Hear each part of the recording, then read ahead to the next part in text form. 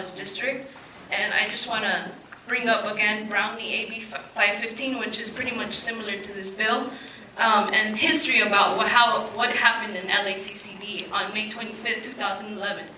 So the morning committee of the whole almost entirely devoted to the controversial AB 515 Julia Brownlee bill. The author of the bill was present by phone for the full discussion, which lasted for almost an hour. The bill would allow districts to establish extension programs offering courses for credit for which high fees could be charged. 175 unit was frequently mentioned.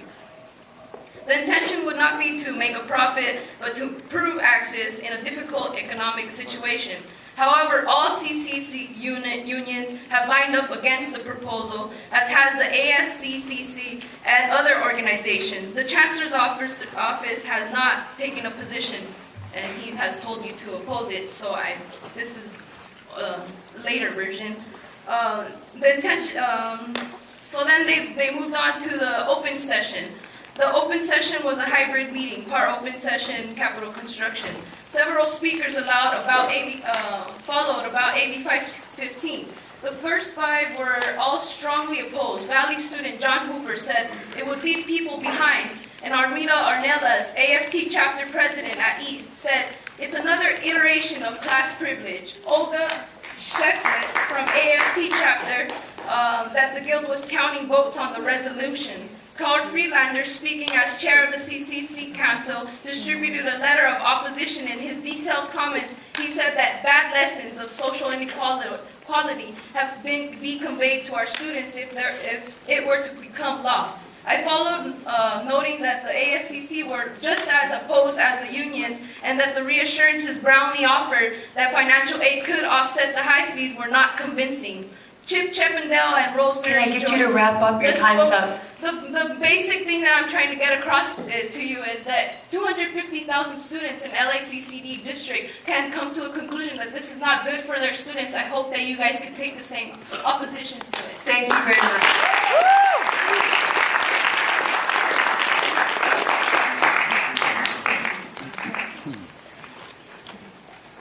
Good afternoon. I'm Polly Peter from the Math Department and FA Rep.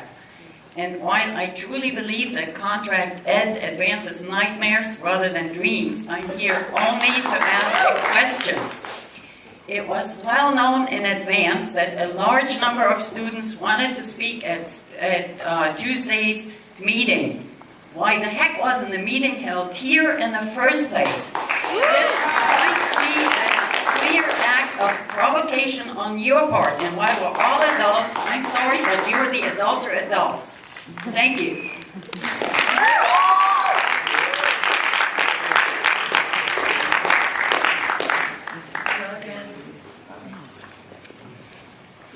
So, my name is Dan Nannini, and I'm the Transfer Center Director here, and obviously I'm addressing the board specifically, and I'm glad. I'm sorry? Please stop. So, on Tuesday night I was giving a workshop and on how to transfer to the UCs, and some kids came through with a megaphone and asked if they could speak to my class, and I absolutely let them into my classroom and talk about the issues that they were about to do or have in front of the board. And I found myself having to constantly correct misinformation that those students were using, and in an attempt to rile a very passionate but unfocused protest. I think there are issues that can be discussed, and they were valid, but there was a lot of misinformation, and I think it fired up the audience in the wrong way, and I feel partly responsible for what happened Tuesday. Now, in the movie Fair Game, there's an incident in there where a husband and wife are arguing about something, and the husband finally yells at a very loud voice, "If I yell louder than you, it doesn't mean I'm right." So I really think that we take the time to analyze what's going on here.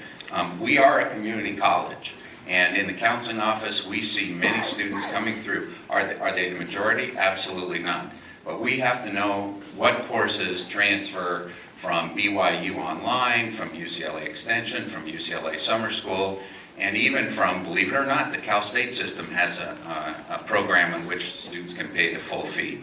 So there's a lot of examples of this occurring. Now, in our situation, we are a community college, obviously a community that represents the state of California based on the previous speakers. And we have students that want this and are willing to do it. And I think it's incumbent upon us to really analyze it and offer it.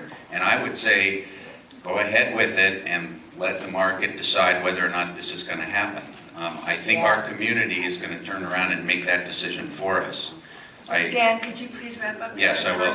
I'll basically say that 2,000 years ago, a certain leader deferred a difficult decision to majority rule, ignoring the minority voices, and we're still discussing the repercussions of that decision today. Thank you.